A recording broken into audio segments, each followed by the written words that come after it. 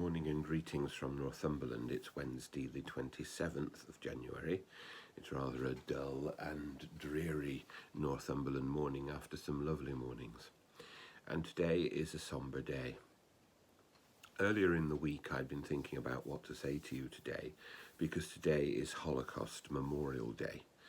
And we remember more than 6 million Jewish people who were killed, executed, murdered during the regime of the Nazis in Germany. And of course we remember the prime role of the Nazi leader Hitler in doing this. But of course the day has taken on other significance because in our own lifetimes there have been other Holocausts in former Yugoslavia, in Africa, and in many places throughout the world. People have been singled out because of their race or because of their religion or because of their political views for extermination and death. And this is a terrible stain upon our society. And today it is right and proper that Christian people, and indeed all the citizens of the world, look at this terrible history clear in the face. Look at the causes of hatred and of baying mobs, and resolutely set our face against living in that way. The dangers are always here.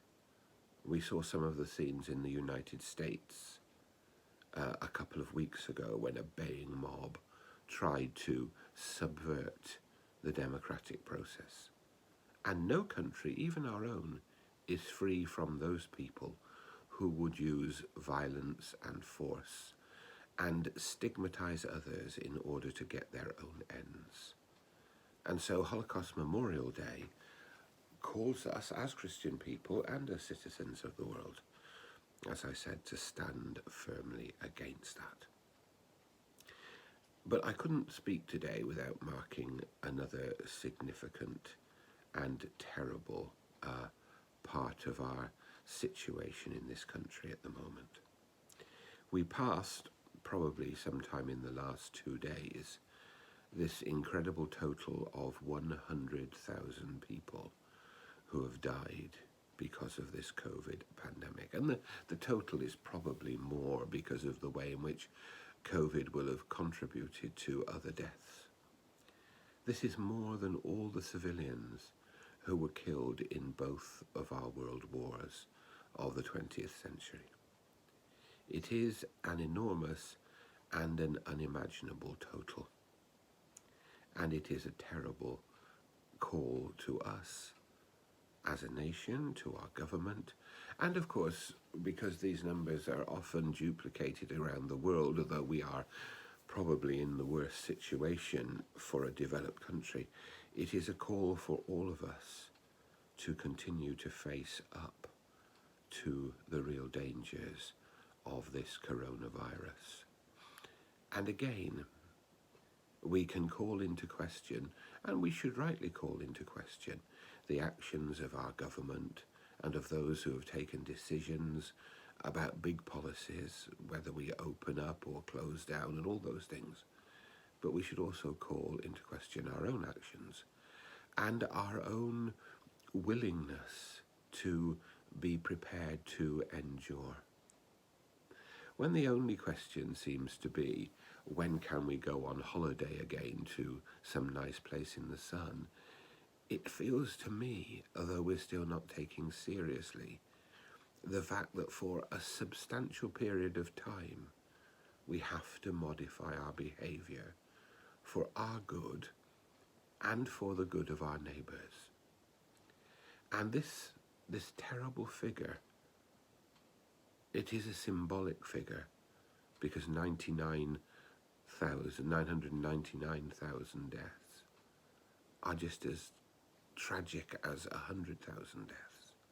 This symbolic figure, which represents families torn apart, which represents people sadly dying alone, which represents people for whom grieving has been distorted in these very difficult times. These figures represent real people, and they should cause us to think about the decisions we make and to call our governments and our leaders to make better decisions for us and for the future. To bring it to a local level, all our churches will have to decide in the next week or so what we're going to do about Lent and Easter. 2 days ago, there were no cases in our parishes. Today, there may be 1 or 2, but in our local towns, there are many more cases. How do we deal with and respond to this situation? Pray for us as we take decisions about the future. We are desperate to come together again as Christian communities, but we also need to take on board the well-being of others. There are no easy answers. Above all, pray for those people and those families who have faced the terrible tragedies of the last year. Our archbishops have called us to pray every day during February. It is a good call, and we will respond to it, and I'll talk about that later. But please, in your hearts and in your minds, join together,